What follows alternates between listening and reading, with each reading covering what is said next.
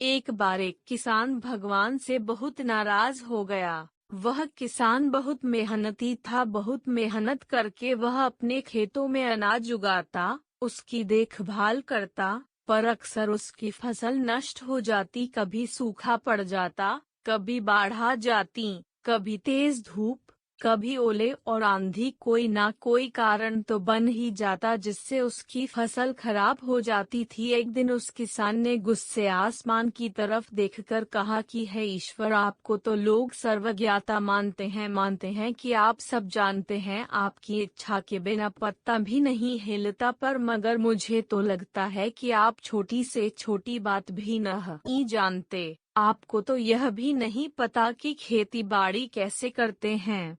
अगर जानते होते तो असमय यह जो बाढ़ आंधी तूफान आते हैं यह नहीं आते। आप नहीं जानते कि कितना नुकसान उठाना पड़ता है हम किसानों को। यदि आप मेरे हाथ में यह शक्ति दे दे कि मैं जैसा चाहूँ वैसा मौसम कर दूं, तब आप देखना मैं अन्न के भंडार लगा दूंगा।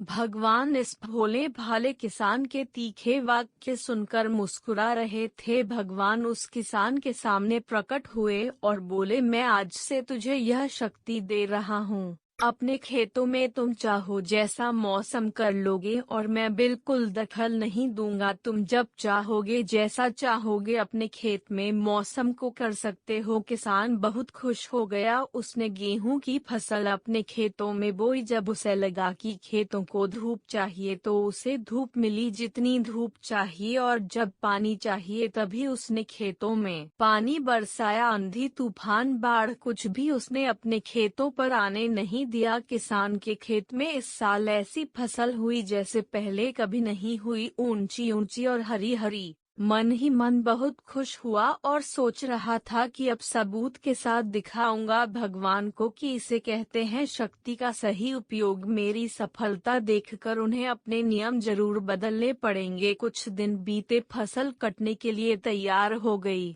किसान फसल काटने लगा, पर जैसे ही उसका ध्यान गेहूं की बाली पर गया उसने अपना सिर पीट लिया। रोने चिल्लाने लगा। गेहूं की एक भी बाली के अंदर गेहूं का एक दाना नहीं था।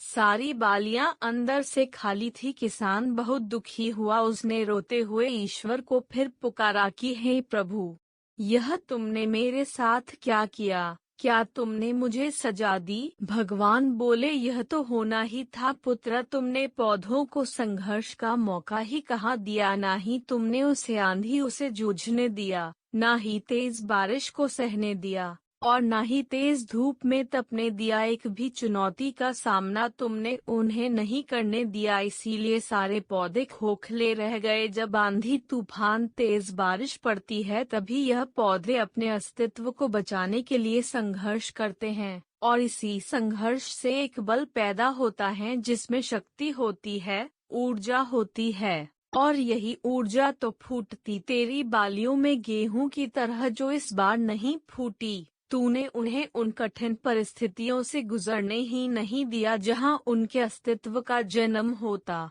सारी बालियां इसीलिए खाली है, उनमें गेहूं का एक भी दाना इसीलिए नहीं है क्योंकि तूने अपने पौधों को संघर्ष तो कराया ही नहीं।